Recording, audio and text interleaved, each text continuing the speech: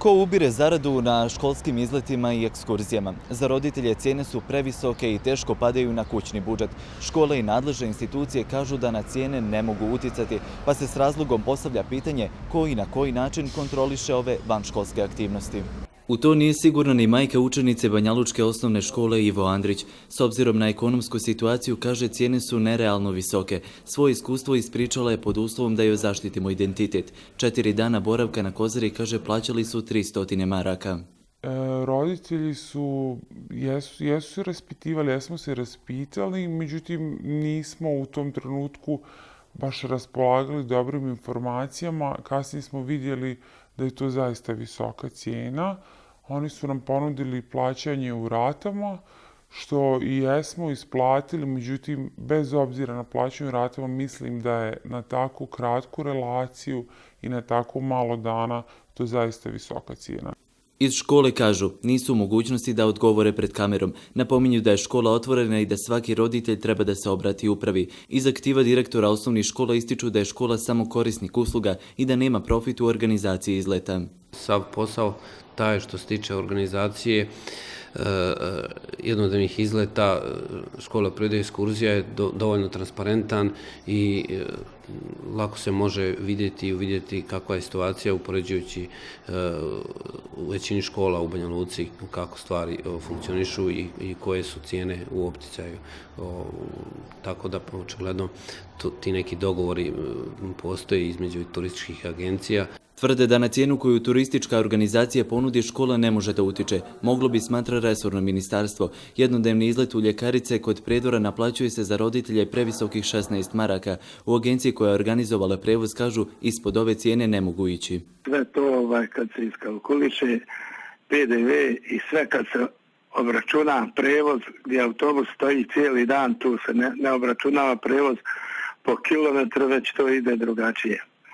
Tako da to sve na kraju ispadne da je nama ta cijena mala, a onome ko plaća kao i sve drugo kao da je puno.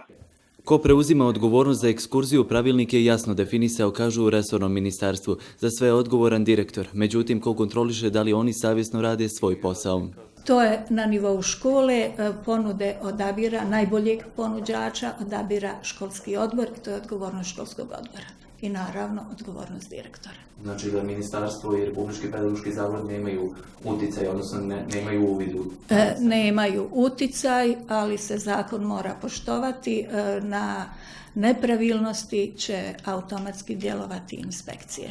Nadležne institucije čine se i nemaju mnogo posla kada je riječ o ovom problemu. U inspektoratu su nam rekli da su ove godine imali samo 1 prijavu za nepravilnosti pri organizaciji izleta, a 2 u vezi sa ekskurzijama. To što se žali vezano da su izleti jedne škole organizuju sa 10 maraka, jedne za 14, jedne za 17, prosvjetna inspekcija ne može ulaziti u cijenu pošto učestvuju roditelji, kao što sam rekao malo prije, roditelji i učenici, tako da tu nije bilo nepravilnosti u našim kontrolama. Da škola na izletima ne zarađuje, potvrđuje i u Trebinju. Apsolutno škola nema nikakvu zaradu, nikakvu korist. Ima samo, ima trošak jedan, recimo dok smo objavljivali u dnevnim novinama po 200-300 maraka, taj oglas nas košta školu. Naravno, sav posao nam dođe nekako malo i balast. Znači, niti se radi o školskom novcu, niti se radi nego novcu roditelja. Ovdje je važno da roditelji imaju aktivno učešće u odabiru i destinacije, da mogu intervenisati i na sam program, jer svakako da ih se tiče. Ipak roditelji su i dalje nezadovoljni. Majka iz naše priče kaže da informacije najčešće dobije od djeteta i da gotovo svi roditelji budu dovedeni na svršen čin. Kad je ova stvar u pitanju, jako je teško sad izdvojiti vaše dijete i tjerat neki inat.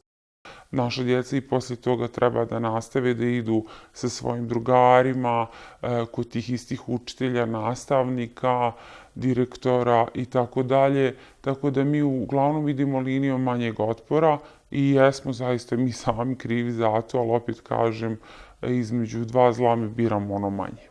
Roditelji čini se ne znaju ni adresu na koju treba da upute žalbe. Visoke cijene i nedovoljna informisanost problemi su koji već godinama muče roditelje. Zbog nedostatka razumijevanja između svih aktera nadležnih za ovu oblast, cijene ovih vanškolskih aktivnosti ni dalje niko ne kontroliše.